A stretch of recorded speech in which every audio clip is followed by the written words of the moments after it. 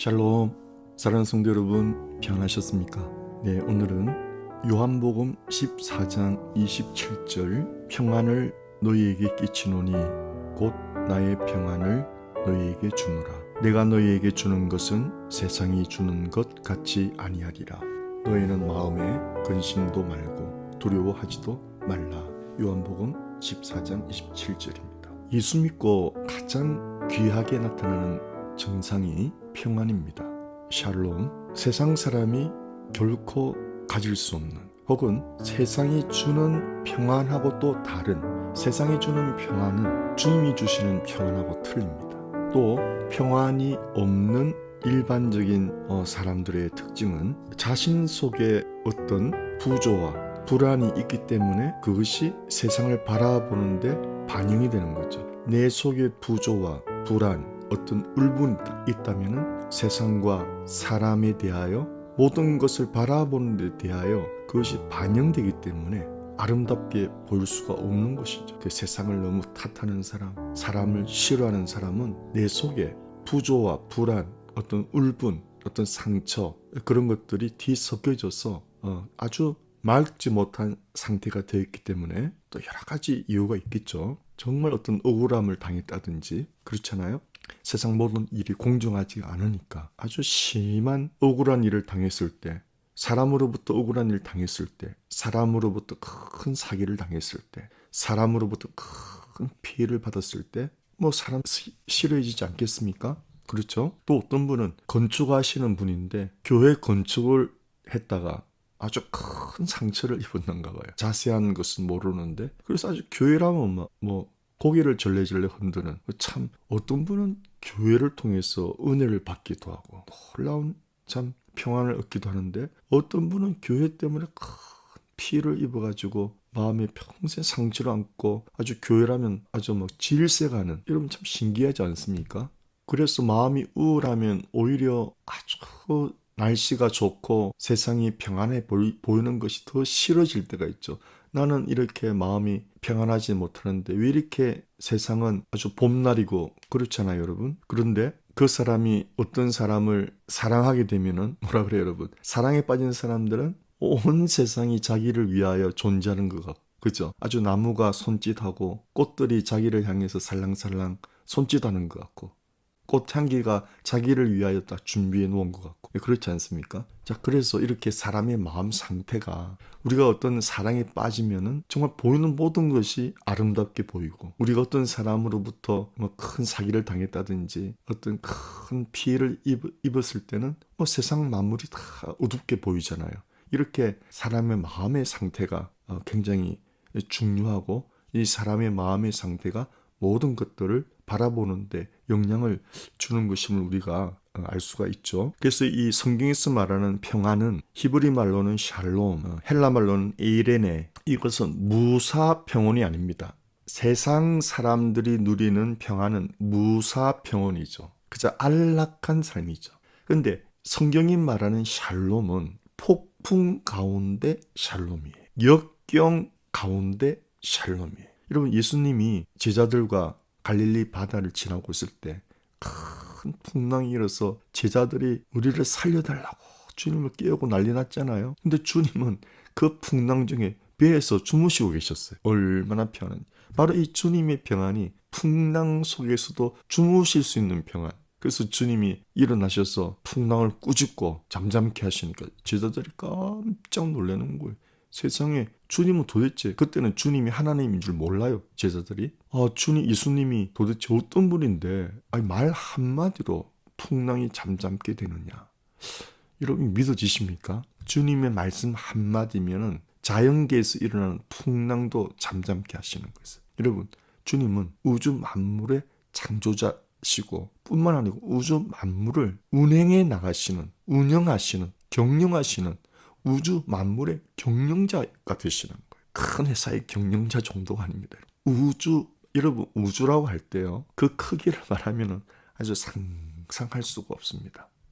지구만 해도 그렇습니다. 지구가 여러분 이 돌아가는 속도가 어마어마합니다. 약 1300마일로 돌아가고 있습니다. 이 지구가 그것이 오차 범위가 거의 없습니다. 누가 이 여러분 이 큰 지구를 어떤 동력도 없이, 여러분 그렇잖아요.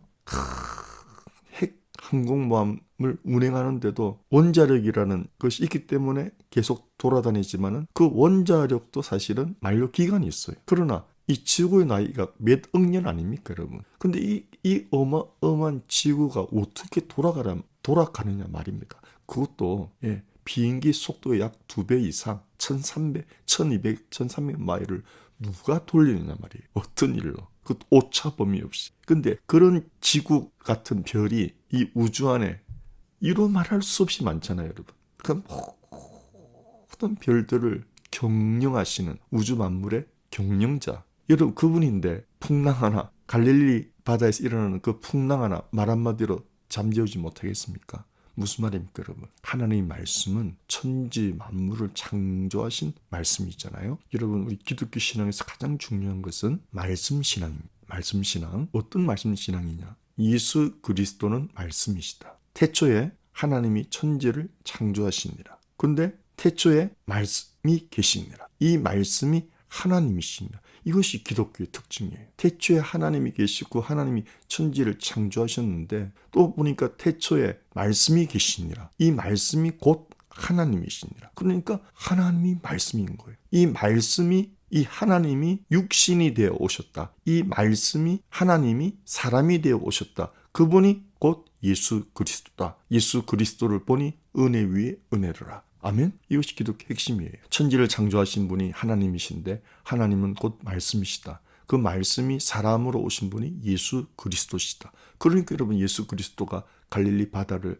제자들하고 건너가고 있는데 풍랑이 일고 제자들은 예수 그리스도가 하나님인 정도는 모르는 거예요. 그냥 위대한 분인 줄만 알지. 그래서 풍랑 앞에서 자기들이 죽을까 봐 막 주님을 깨우고 그러니 주님이 말씀 한마디로 그냥 그 파도를 잠잠케 하시니 제자들이 깜짝 놀라는 거죠. 바로 이와 같이 성경이 말하는 평안은 풍랑 가운데 평안, 태풍 가운데 평안, 고난 가운데 평안. 그래서 세상 사람이 틀리는 거죠. 세상 사람은 모든 것이 안락한 것이 되어야 평안한 거예요. 네. 그러나 여러분 모든 것이 안락한 사람이 다 있습니까? 정말 일반 사람들이 필요로 하는 것은 이 험난한 세상 가운데 누리는 평안이 정말 보통 사람들에게 필요한 평안이잖아요. 그래서 이 평안을 주님께서 평안을 너희에게 끼치노니 주노니 곧 나의 평안을 너희에게 주노라. 이 평안은 주님 거예요. 보셨잖아요. 주님은 풍랑 가운데 주무시는 분이잖아요. 그러니까 예수를 믿을 때 그 말씀, 하나님이신 말씀을 받아들일 때, 예수 그리스도를 받아들일 때 바로 평안이 쑥 들어오는 거예요. 이 평안에 들어오면은 저와 여러분이 고난 가운데서도 평안하고 환난 풍파에서도 주님을 믿고 신뢰하니까 평안한 거예요. 그리고 그 어려움이 다 극복되고 우리 믿음은 더 자라게 되는 거예요. 야, 정말 고난 가운데 평안이구나. 환난 역경 가운데 말할 수 없지만은 내 주님이 내 안에 계시니 내가 두려움이 없구나. 아, 이것이 신앙이 주는 평안이구나. 그걸 깨닫게 되고 우리의 평안은 날로 날로 든든해지는 것입니다. 곧 나의 평안을 너에게 주노라. 내가 너에게 주는 것은 세상이 주는 것 같이 아니하리라. 세상이 주는 것은 안일무사입니다. 안락함입니다. 너희는 마음에 근심도 말고 두려워하지도 말라. 세상 사람들이 예수 없는 마음이 근심, 염려, 두려움이 다 물밀듯이 들어오는 거죠. 네. 근데 우리가 세상 살아가면서 예수 믿는 사람들이 아무 일도 없고 날마다 평안하게 지내느냐? 그게 아닙니다. 똑같습니다. 세상 사람과 똑같은 일들을 만납니다. 코로나19도 다 만나지 않습니까? 그런데 예수를 모시면은 믿음의 방파제가 마음에 딱 생기는 거예요. 믿음의 방파제가. 그래서 세상의 염려, 근심, 두려움의 파도가 밀려와도 믿음의 방파제가 우뚝 섰기 때문에 우리를 침범하지 못하는 거예요. 일본에 여러분 해일이 많이 일어나지 않습니까? 그런데 일본의 한 그 귀한 리더 때문에 뚝을 방파제를 높이 세웠대요. 일반 방파제보다 좀 더 높이 세웠대요. 왜냐하면 과거 역사를 통해서 해일이 마을을 뒤덮을 때 그 높이가 있잖아요. 파고 높이가. 그 높이보다 조금 더 높이 쌓았대요. 그래서 마을 주민들은 그 쌓는 게 힘이 드니까 불평했는데 끝까지 이 리더는 끝까지 그렇게 높이 쌓자고 해서 끝까지 그 방파제를 만들었어요. 근데 일본에 해일이 덮쳤을 때 이 마을만 안전하게 된 거예요. 다른 마을은 그냥 쑥대밭이 되어버리는데 왜 그러냐? 그 다른 마을은 방파제 높이가 그렇게 높지를 않으니까 파도가 넘어와서 다 마을을 휩쓸어 버렸죠. 그러나 이 마을은 방파제를 조금 높이 해놓으니까 그 해일이 넘어오지를 못한 거예요. 그 높이 때문에. 이것이 참 여러분 인터넷에 찾아보시면 나올 수 있습니다. 그와 같은 것입니다. 우리 기독교인들은, 예수 믿는 사람들은 세상 사람들과 마음에 다른 방파제가 있는 거예요. 세상 사람들은 뭡니까? 재물의 방파제가 있죠. 예, 재물이 있어야 든든한 거예요. 예? 안일무사한 거죠. 재물이 있어야 무사평온인 거예요. 재물이 있어요. 재물의 방파제입니다. 그런데 우리는 예수 그리스도의 방파제니까 그 높이가 훨씬 크죠. 그러니까 어떤 근심, 염려, 두려움이 파도가 밀려와도 예수 그리스도의 방파제 때문에 우리는 샬롬을 유지할 수 있는 그런 원리가 되겠습니다. 그래서 이 성경이 말하는 샬롬은 평안뿐만이 아니고 뜻이 정말 많습니다. 건강, 장수, 번영, 승리, 은혜, 심지어 기쁨, 구원. 예, 샬롬은 근본적으로 어떤 관계에 있습니다. 어떤 언약 관계. 그것을 평화의 계약이라고 그러는데, 여러분 푸틴과 푸틴 러시아와 우크라이나가 자꾸 평화 협정을 하려는 가운데서도 계속 러시아는 속이고 또 공격하고 막 그러니까 그 평화 협정이 거짓이잖아요. 이것이 악한 자들의 모습이거든요. 그러나 진실한 사람들은 평화 협정을 맺으면 그걸 신실하게 지키잖아요. 그래서 평화 협정에서 샬롬이 오는 거예요. 정말 여러분, 우크라이나와 러시아가 이제 전쟁 끝이다, 진짜 끝이다라고 평화 조약을 발표하면은 우크라 러시아뿐만 아니고 온 세계 사람들도 마음에 아유 이제 끝났구나, 다행이다, 아이고 다행이다 하고 마음에 안도가 올 거 아닙니까? 그와 같은 거예요. 이 샬롬은 평화 계약이라는 말에서 오는 거예요. 언약 관계에서. 그런데 이 언약 관계는 어디서 오느냐? 근본적으로 하나님과 사람과의 관계에서 오는 거예요. 자, 보십시오. 원래 사람은 하나님을 가까이 하고 살았던 것이 에덴 동산 낙원에서 살았어요. 그런데 인간이 유혹을 받아서 죄에 빠짐으로 그 하나님과의 언약 관계, 평화 관계가 깨져버린 거예요. 사람이 죄를 짓자마자 평화가 깨어지고 하나님부터 멀어진 거예요. 그러니까 여러분, 하나님을 믿지 않는 사람, 교회를 멀리하죠. 하나님 멀리하죠. 성경 아예 안 보죠. 이것이 증거예요. 그 사람 마음속에 그리스도의 평화가 없던 거죠. 무사평온은 있죠. 재물의 방파제가 있으면 무사평온이 있죠. 하지만 어떤 환난, 역경, 고독, 이상 모든 어려운 가운데서는 평안을 누릴 수가 없는데 왜 그렇죠? 예수 그리스도의 방파제가 마음에 없기 때문에. 그렇죠? 네. 그러니까 하나님과 평화 계약을 다시 맺으려면 하나님이신 말씀이 사람으로 오신 예수 그리스도를 믿어야 되는 거예요. 우리가 죄 때문에 하나님을 멀어지게 됐고 하나님과 평화가 깨어졌잖아요. 근데 예수님이 그 평화를 다시 회복하시려고 사람으로 오셔서 십자가에 죽으면서 피를 뿌렸거든요. 피가 뿌려지면은 죄가 용서되거든요. 이게 하나님 법이에요. 죄가 있는 곳에는 피가 뿌려져야 되는데 어떤 피가 뿌려져야 되느냐? 죄 없는 피가. 죄 없는 피는 하나님의 피밖에 없어요. 하나님이 피를 흘리려고 사람이 되어 오신 분이 예수님이에요. 아멘. 이걸 믿으시면 되는 거예요. 이걸 믿자마자 죄를 한 사람의 죄든 세상의 죄든 그 죄를 씻는 것은 수행, 불교적 수행, 무슨 인도 사람들의 수행, 철학적 명상, 마음 수련, 고행, 인격 함량, 선행 이런 것들이 아니고 이런 것들은 그냥 일반적인 선한 삶이고 죄를 없앨 수는 없구나. 그렇구나. 공자의 논어가 어떤 세계 5대 종교가 죄를 없앨 수는 없구나. 그럼 어떻게 하면 죄를 없애는 것이냐? 성경이 말하기를 죄는 오직 죄 없는 피가 뿌려져야 되는데 그 피는 하나님의 피. 바로 그 하나님이 사람으로 오셔서 피를 뿌리려고 오신 분이 예수님. 그 예수님이 그것도 십자가에서 뿌린 피. 그 십자가에서 뿌리신 피가 그게 죄를 없애는구나. 아멘. 믿습니다. 예수님 내 마음에 들어오세요. 제가 예수님 믿습니다 할 때 그 예수님의 피가 십자가에서 뿌려진 그 2000년짜리 피가 바로 믿는 순간에 예수님 제가 믿습니다. 믿는 그 순간에 그 피가 우리 마음속에 쫙 뿌려지면서 여러분은 의인이 되고 거룩하게 되고 바로 평화의 방파제가 바로 생기는 거예요. 세상 만사가 변해요. 그래서 예수를 믿자마자 이야, 나무가 나를 향해서 손짓하고. 옛날에 여러분 한국에는 전봇대가 많았잖아요. 그 나무 전봇대. 그 나무 전봇대가 다 십자가로 보이고. 세상이 변해버린 거예요. 세상이 변해버린 거. 얼마나 위장장애도 신경성 위장장애거든요. 평안하지 않는 거죠. 그 신경성 위장장애도 마음에 평안이 오니까 약이 고칠 수 없는 그 신경장애를 예수님의 평안이 들어오니까 그냥 고쳐버리잖아요. 예, 놀라운 겁니다, 여러분. 그래서 이 샬롬, 평안은 구원이라는 말도 구원과 같은 말이 됩니다. 이사야 16장 1절에 포로된 자에게 기쁨의 소식을. 포로된 자에게 기쁨 소식은 포로로부터 구원되는 거잖아요. 그렇죠? 여러분, 예를 들어서 우크라 병사들이 포로로 있는데 러시아와 우크라가 평화조약을 맺었다. 그래서 전쟁 끝 선포되면은 포로들이 해방되잖아요. 그게 구원의 기쁨 소식. 그래서 샬롬이 오잖아요. 그래서 구원과 평화 협정, 샬롬, 기쁨의 소식.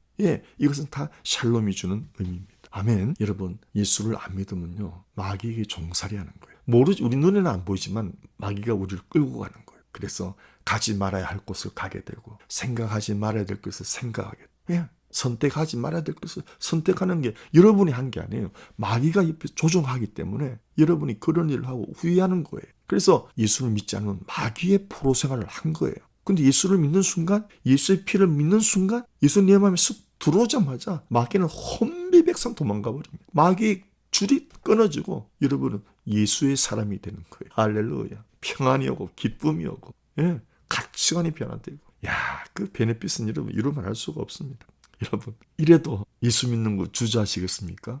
여러분, 다른 거 말고요, 이 예수님이 주는 평안 한 맛보고 싶지 않으세요? 예수님 영접하십시오. 어떻게 해요? 하나님이 사람으로 오신 분이 예수님이시구나. 왜? 피를 흘리기 위해서는 사람이 되어야 되니까. 왜냐하면 성경이 말하기를 모든 죄는 죄 없는 피가 뿌려져야 용서된다.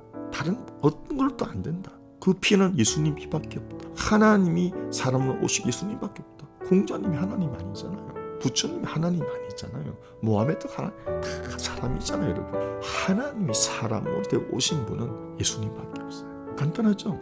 예수님 피를 뿌려 죄가 용서되는 거예요. 죄가 용서되어야 평화 협정이 이루어지는 거예요. 하나님과 다시 우리가 하나님과 화목되는 거예요. 그럴 때 예수 그리스도의 평화가 우리 마음에 이루어지고 우리 마음에 예수 그리스도의 방파제가 탁 세워지는 거예요. 그럼 어떤 이 세상 환난, 근심, 염려 가운데서도 그 파도가 우리를 엄몰하지 못하는 것입니다. 어떠세요?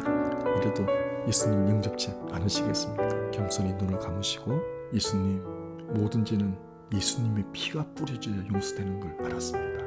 이제 예수님의 피를 믿습니다. 십자가에서 흘린 그 피를, 보배로운 피를, 모든 죄악을 용서하시는 피를, 저희 죄뿐만이 아니고 온 세상 죄를 씻고도 남는 예수 그리스도의 보배로운 피를 믿습니다. 십자가에서 흘린 피를 믿습니다. 그 피가 내 마음에도 뿌려 주시옵소서. 예수님 이름으로 감사하며 기도합니다. 아멘. 샬롬.